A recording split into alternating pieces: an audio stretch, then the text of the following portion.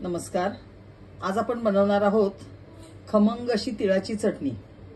यापूर्वी या चॅनेलवरती मी कैरीच्या विविध प्रकारच्या चटण्या, लाल तिखट, तीळ आणि शेंगदाण्याची चटणी, जवसाची चटणी, कारळाची चटणी, टोमॅटोची चटणी अशा बऱ्याच चटण्यांचे व्हिडिओ अपलोड केलेले आहेत।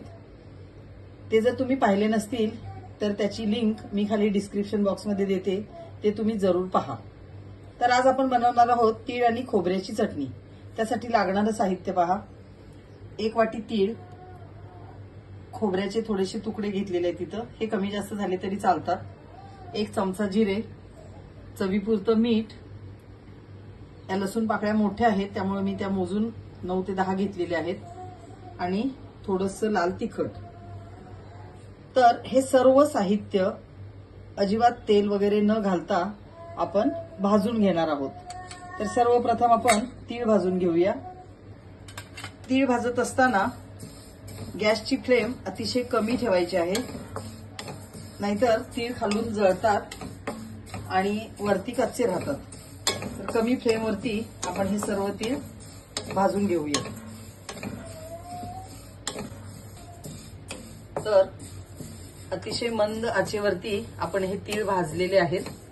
तिळाचा रंग बदललेला आहे, तुम्ही पाहू शकता, आणि त्याचा भाजलेला स्मेल सुद्धा यायला लागलेला आहे। आता हे तीळ आपण दुसऱ्या एका भांड्यामध्ये काढून घेणार आहोत।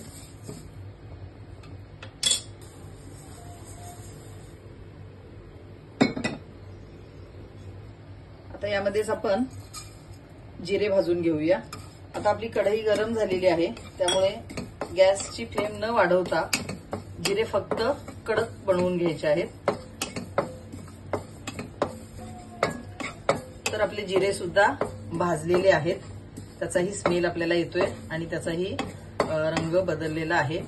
तर आपण तीळ ज्या भांड्यात काढले त्याच भांड्यामध्ये हे जिरे सुद्धा ओतणार आहोत। हे सगळं मिश्रण भाजून एकत्र आपण करणार आहोत। आता आपण खोबऱ्याचे काप भाजून घेऊयात। खोबऱ्यासाठी थोडीशी फ्लेम वाढवायची आहे।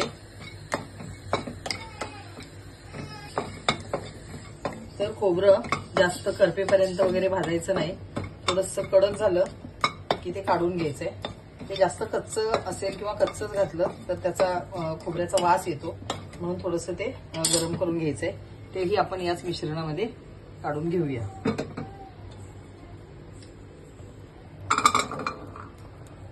त्यानंतर आपण लसूण पाकळ्याही गरम करणार आहोत, कारण यामधला पाण्याचा अंश निघून गेला की ही चटणी अगदी फ्रीज शिवाय 2 ते 3 महिने अशी बाहेरही राहू शकते।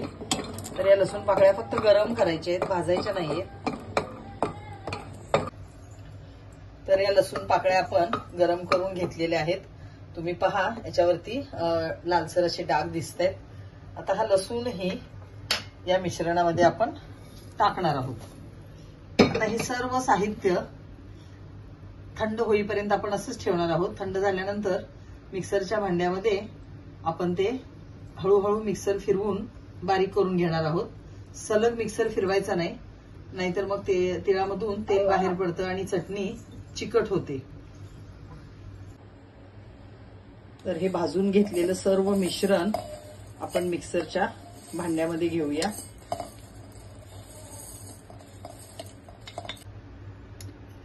हे अर्धा चमचा लाल तिखट आणि चवीनुसार मीठ, हे सर्व भाजलेलं मिश्रण आपण मिक्सरच्या भांड्यामध्ये घेतलेलं आहे। आता आपण मिक्सर लावून हे बारीक करून घेऊयात। तर आपण हे सर्व मिश्रण मिक्सरच्या भांड्यामध्ये बारीक करून घेतलेलं आहे, ते आपण आता सर्व करूया।